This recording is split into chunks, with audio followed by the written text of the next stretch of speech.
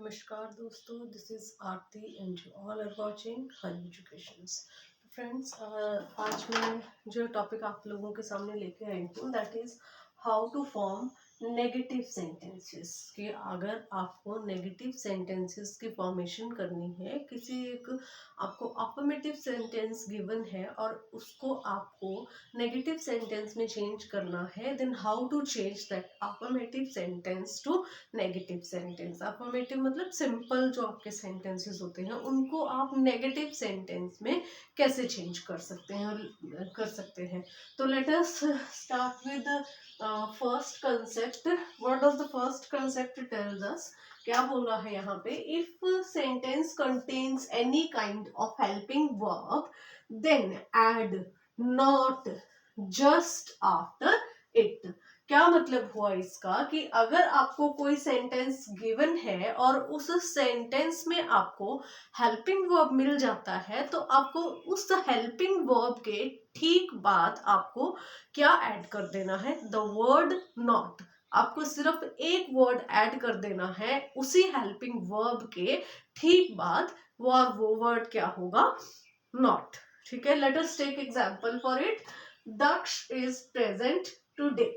Okay, तो यहाँ पे आप देखिए, अब आपका होप्स हो कि आपको वर्ब्स का कंसेप्ट क्लियर होगा पहले से ही। अगर किसी को वर्ब्स का कंसेप्ट नहीं क्लियर है तो उसमें उसको भी आप मेरे चैनल पे विजिट करके आप मेरी वीडियोस को देख सकते हो। मैंने वर्ब्स का एक फुल ऑन टॉपिक मैंने अपने वीडियोस में, अपने चैनल में वीडियोस में अपलोड करके रखा है, तो आप वहां पे जाकर वर्ब का टॉपिक अच्छे से स्टडी कर सकते हो। Then you will get the clear concept of the verbs. उसमें आपको हेल्पिंग वर्ब्स भी हैं, any kind of verb you can understand that. Okay, तो क्या है आपका first example? Daksh is present today. Now we need to find out helping verb here first. हमें सबसे पहले क्या देखनी है यहाँ पे? Helping verb. तो here is the helping verb. अब हमें जो हमारे पास रूल है, उस रूल के अकॉर्डिंग हमें सिर्फ इसके बाद, ठीक बाद हमें नॉट ऐड कर देना है। Then what will be the sentence और नेगेटिव सेंटेंस विल बी? तो negative sentence will become Daksh sorry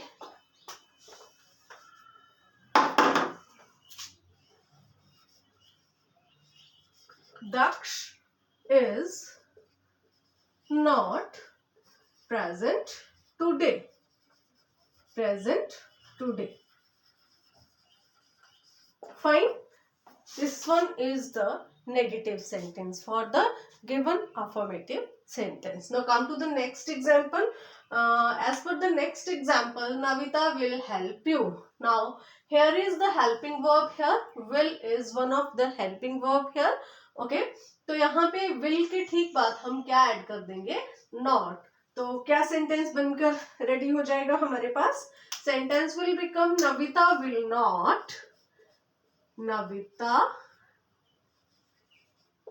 will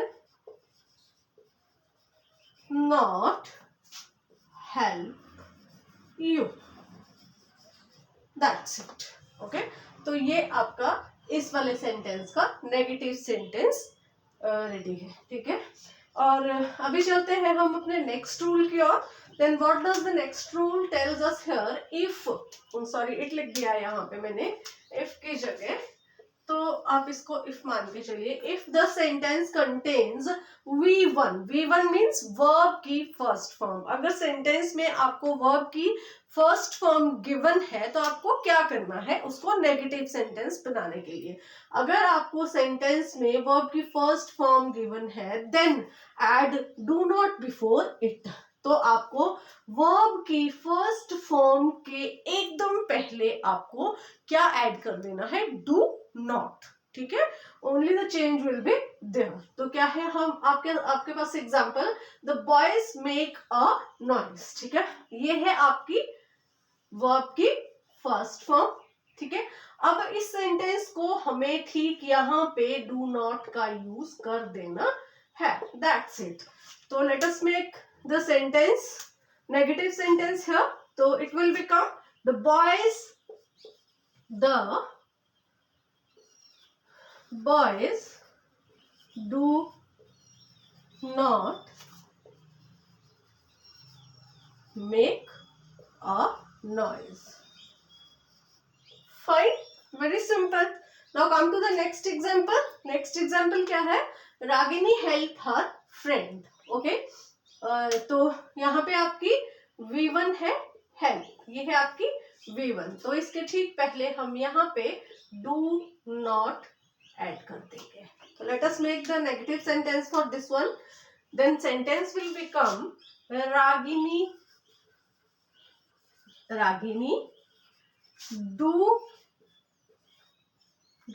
do not help her friend. Very simple. Okay. Now move on the next rule. What does the next rule tells us here? Next rule tells us here, if the sentence contains S और ES with the V1.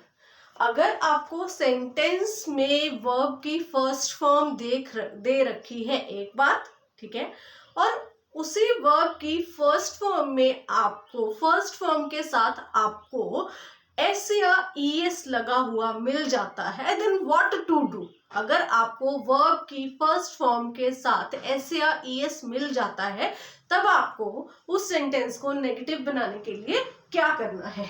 Okay, if sentence contains S और ES okay with the V1, then आपको क्या करना है? Remove S और ES and add does not before V1.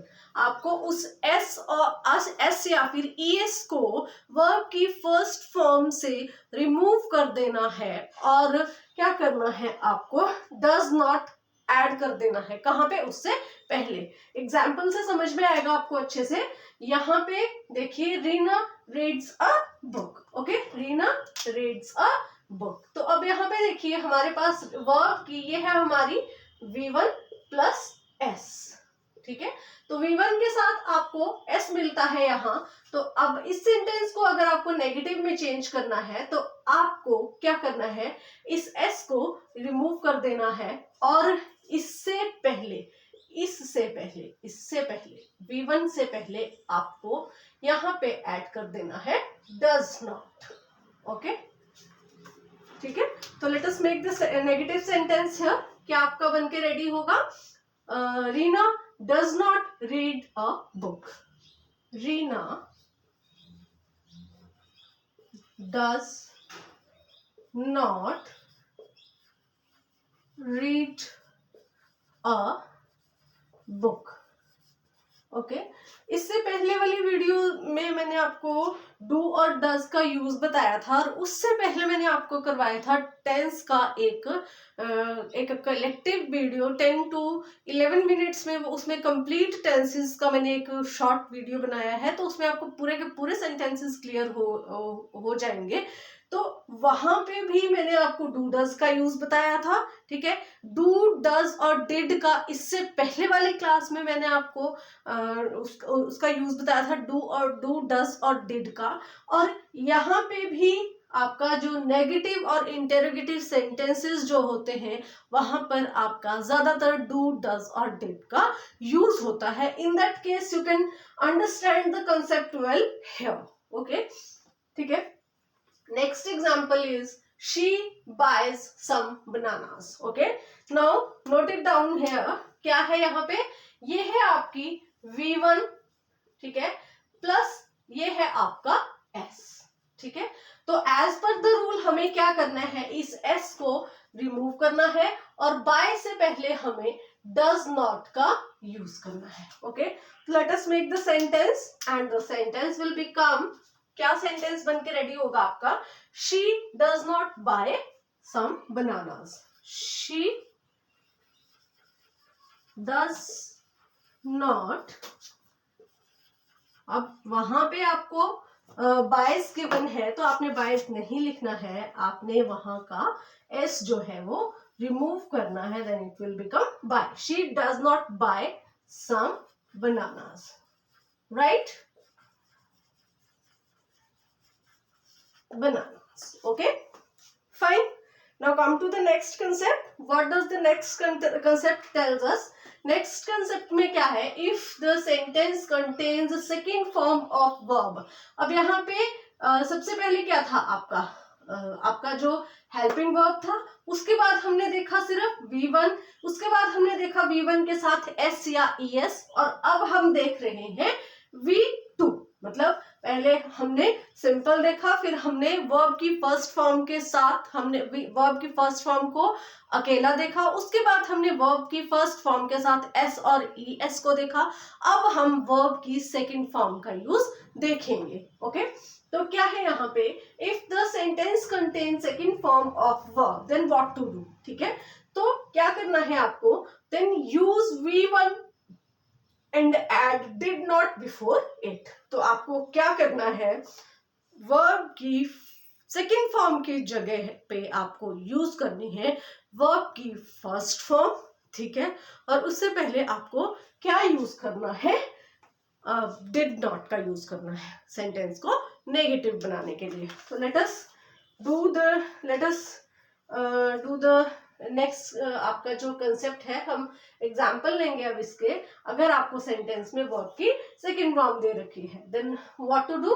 Here is the first example, she taught the students. Okay, अब यहाँ पे अगर आप देखें तो यहाँ पे आपको क्या गिवन है? यहाँ पे आपको गिवन है वर्ब की सेकेंड फॉर्म V2 आपको गिवन है, as taught is the second form of teach. Okay, then here is V2.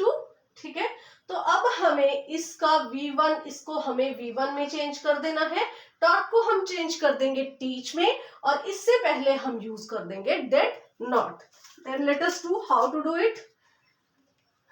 Okay, then it will become she did not teach the students. She capital S लेना है आपको यहाँ पे। She did not teach the students. Very simple. ठीक है, तो अगर आप स्टेप बाय स्टेप चीजों को सीखेंगे, देन आपके लिए English is not a big deal for anyone. ठीक है, इट्स वेरी इजी। अगर आप छोटी छोटी चीजों को आराम से सीख के चलेंगे, स्टेप बाय स्टेप अगर आप चीजों को सीखेंगे, तो it's not very hard to learn the concepts of English. Okay, now the next example and the last example is he missed the bus. Now here is the second form of verb. Okay, V1 is here again.